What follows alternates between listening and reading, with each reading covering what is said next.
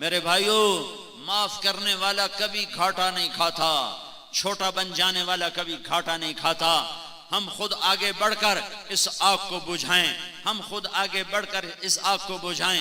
ایک تو ہم اجتماعی توبہ کریں کہ آج اللہ ناراض ہے، جہاں گھنگرو کی چھن چھن ہوتی ہے، جہاں شراب چلتی ہے، جہاں جوا چلتا ہے، جہاں نماز چھوڑ جاتی ہے، جہاں ننگے ناچ دیکھے جاتے ہیں، جہاں ماؤں کی نافرمانی ہوتی ہے، جہاں باپ کو ذلیل کیا جاتا ہے، وہاں اللہ تعالیٰ اپنے عذاب کے دروازے کھول دیتا ہے۔ میرے نبی سے پوچھا گیا، یا رسول اللہ قیامت کب آئے گی؟ آپ نے فرمایا یہ اللہ کو پتہ ہے کب آئے گی۔ میرے نبی سے اس سائل نے پوچھا، یا رسول اللہ کوئی نشانی بتا دیں، تو آپ نے فرمایا جب ماؤں کو ذلیل کیا جائے گا تو قیامت آ جائے گی۔ جب بنارس کا نوجوان اپنی ماں کو ذلیل کرے گا، جب بنارس کی بیٹی اپنی ماں کو ذلیل کرے گی، تو اللہ تعالیٰ قیامت کو قائم کر دے گا۔ وہ یہ قیامتیں ہیں کہ آپس میں خون گرے گا اور ظلم و ستم عام ہو جائے گا، اور حالات کی چکی ہمارے خلاف چلنا شروع ہو جائے گی، زمین آسمان کی چکی ہمارے خلاف چلنا شروع ہو جائے گی۔ تو اس وقت ہم سارے مجمع کو توبہ کی ضرورت ہے کہ صرف میرے بھائیوں اس خون کے بہنے کے پیچھے صرف حکومت نہیں ہے، صرف سیاسی پارٹیاں نہیں ہیں۔ طارق جمیل کے گناہ بھی اس کے حصے میں ہیں، طارق جمیل کا گناہ بھی اس کا سبب ہے، آپ کے میرے اجتماعی گناہ بھی اس کا سبب ہیں۔ میرے نبی نے میرے حضرت اماں عائشہ سے پوچھا گیا، اماں جان زلزلے کیوں آتے ہیں؟ تو حضرت عائشہ نے فرمایا جب موسیقی کی محفلیں سجائی جاتی ہیں، جب گانا بجانا عام ہوتا ہے اور شراب کھلے عام پی جاتی ہے اور زنا بے غیرتی کے ساتھ زنا کیا جاتا ہے، تو اللہ تعالیٰ زمین کو ہلا دیتا ہے اور اسے کھسکا دیتا ہے۔ جب زنا بے غیرتی کے ساتھ کیا جاتا ہے، زنا کرنے والے کو ندامت نہیں، نہ مرد کو نہ عورت کو، شراب پینے والے کو ندامت نہیں، اور جوا کھیلنے والے کو ندامت نہیں، اور چرس بیچنے والے کو ندامت نہیں، اور ہیروئن بیچنے والے کو ندامت نہیں، اور ڈاکہ ڈالنے والے کو ندامت نہیں، اور قتل کرنے والے کو ندامت نہیں، تو میرا اللہ ناراض ہو کر نظام کو الٹا دیتا ہے۔ عزت تخذ الفیء دولا، ایک حدیث بھی سن لو، جب حکمران قومی خزانہ لوٹ لیں گے، والامانت مغنما، جب لوگ امانت کھا جائیں گے، والزکاۃ مغرما، جب مالدار لوگ زکوٰۃ نہیں دیں گے، وتعلم لغیر الدین، جب علماء بھی دین کے ذریعے سے دنیا کمانے لگ جائیں گے، وَأَطَاعَ الرَّجُلُ زَوْجَتَهُ، اور لوگ بیویوں کے فرما بردار ہوں گے، وَعَقَّ أُمَّهُ، اور ماؤں کے نافرمان ہوں گے۔ ہاں، ماں کی فرما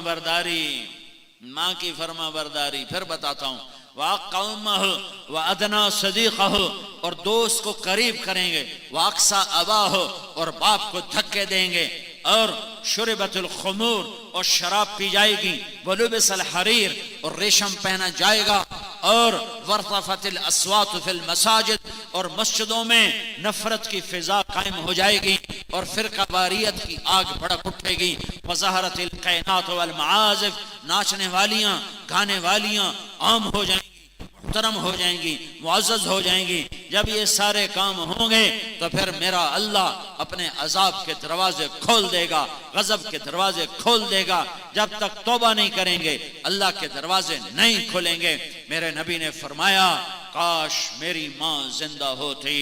ہاں، ماں کی نافرمانی پہ قیامت قائم ہو جاتی ہے۔ میرے نبی نے فرمایا کاش میری ماں زندہ ہوتی تو میں اپنی ماں کی ایسی خدمت کرتا کہ میں عشاء کی نماز کے مصلی پہ کھڑا ہوتا اور سورۃ فاتحہ پڑھ چکا ہوتا، اور ادھر سے میری ماں مجھے کہتی بیٹا محمد، تو میں ماں کی خاطر نماز توڑ دیتا۔ آپ نے فرمایا عمر، علی، تیرے دور میں ایک شخص آئے گا، اس کا نام ہوگا اویس، اس کا قبیلہ ہوگا عامر، اس کی شاخ ہوگی قرن، اس کا قد ہوگا درمیانہ، اس کا رنگ ہوگا کالا، اس کی کمر پہ سفید نشان ہوگا۔ عمر تو اس سے دعا کروانا، علی تو اس سے دعا کروانا۔ عمر علی کے ٹوٹے بال کے برابر اویس کرنی نہیں ہے، لیکن اللہ کا نبی کہہ رہا ہے اویس سے دعا کروانا۔ کیوں یا رسول اللہ؟ کہا اس لیے کہ اویس نے ماں کی خدمت کر کے اللہ کو ایسے راضی کر لیا ہے، جب وہ ہاتھ اٹھاتا ہے اللہ اس کے ہاتھ خالی نہیں لوٹاتا۔ ساری دنیا جنت کو چلے گی، اویس بھی جنت کو چلے گا، جنت والوں کو جنت میں جانے دیا جائے گا، اویس کو روک لیا جائے گا۔ وہ کہے گا یا اللہ مجھے کیوں روکا ہے؟ تو اللہ فرمائے گا تو کھڑا ہو جا اور جہنم کے لوگوں پر نظر دوڑا، جس کو تو کہے گا تیری طفیل آج میں لاکھوں لوگوں کو جنت میں ڈالوں گا۔ کس وجہ سے؟ تیری ماں کی خدمت سے۔ ہم کہا میں جنت میں گیا، میں نے قرآن کی تلاوت سنی، میں نے پوچھا یہ کون تلاوت کر رہا ہے؟ مجھے کہا گیا یہ حارثہ تلاوت کر رہا ہے۔ میں نے پوچھا حارثہ تو دنیا میں ہے، وہ تو مرا نہیں، وہ تو جنت میں پہنچا نہیں، تو جنت میں قرآن کی تلاوت کی آواز کیسے پہنچ رہی ہے؟ یہ اس مجمع کو سنانے کے لیے کتنے سپیکر چل رہے ہیں، 7 آسمان پر حارثہ کی آواز بغیر سپیکر کے کیوں جا رہی ہے؟ تو جواب ملا کہ ماں کی ایسی خدمت کی ہے کہ اللہ نے خوش ہو کر کہا ہے جب قرآن پڑھے ساری جنت کو سنایا جائے۔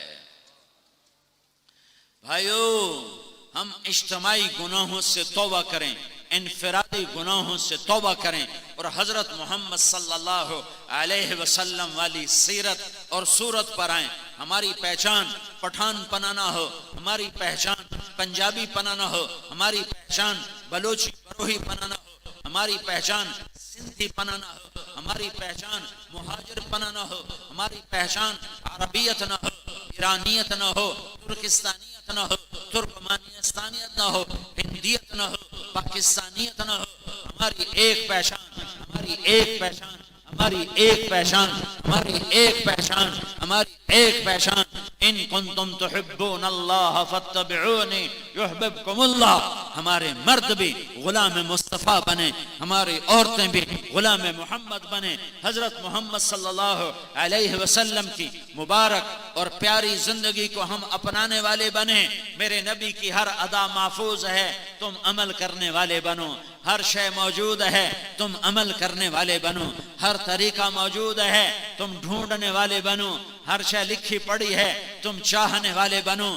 میرے اللہ نے کائنات میں ایک ہستی سے پیار کیا، پیار پیار پیار، محبت محبت محبت، حبیب اللہ، محبیب اللہ اور حبیب اللہ اور رسول اللہ اور نبی اللہ اور محمد اور احمد اور ماہی اور حاشر اور عاقب اور فاتح اور خاتم اور ابو